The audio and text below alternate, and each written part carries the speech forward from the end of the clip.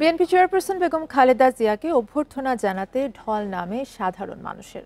জাতীয় পতাকা এবং দলীয় পতাকা হাতে নেতাকর্মীরা অবস্থান নেন এয়ারপোর্ট থেকে গুলশান পর্যন্ত সড়কে।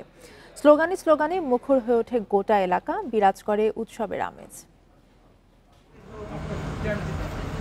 দীর্ঘ ৪ মাস পর যুক্তরাজ্যের লন্ডন থেকে মঙ্গলবার দেশে ফিরেছেন বিএনপি চেয়ারপারসন বেগম খালেদা জিয়া। তার সঙ্গে এসেছেন দুই পুত্রবধূ জুবায়েদা রহমান ও সৈয়দা শামিলা রহমান। বেলা 11টা 20 মিনিটে খালেদা জিয়ার গাড়িবহর শাহজালাল আন্তর্জাতিক বিমানবন্দরের ৮ নম্বর গেট দিয়ে গুলশানের উদ্দেশ্যে বের হয়। পুরো রাস্তা জুড়ে অভ্যর্থনা জানান নেতাকর্মীরা। এ সময় হাতে ছিল জাতীয় ও দলীয় পতাকা, কেউ কেউ বহন করেন প্রিয় নেত্রীর ছবি। এদেশের অবিসংবাদিত নেত্রী, আপসীন দেশনেত্রী বেগম খালেদা জিয়া সুচিকিৎসা শেষে দেশে প্রত্যাবর্তন করছেন। জনগণের ভালোবাসায় সিক্ত হবেন আজকে।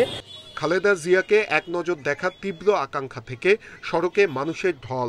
আমাদের আপসীন দেশনেত্রী, গণতন্ত্রের জননী বেগম খালেদা জিয়া প্রায় 4 মাস পরে চিকিৎসা শেষে শুধু লন্ডন থেকে বাংলাদেশে আসছে। এটা আমাদের জন্য একটা ঈদের দিন এবং আনন্দের দিন।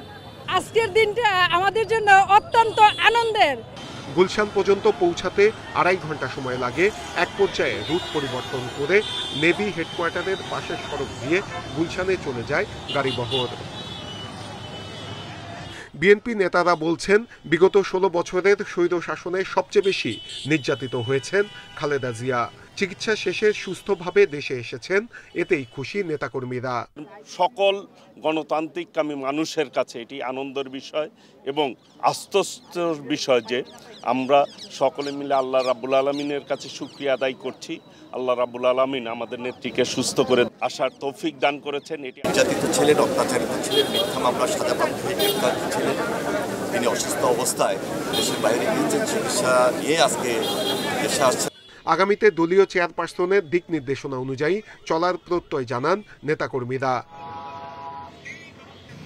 নূরে আলম, ইন্ডিপেন্ডেন্ট নিউজ, ঢাকা।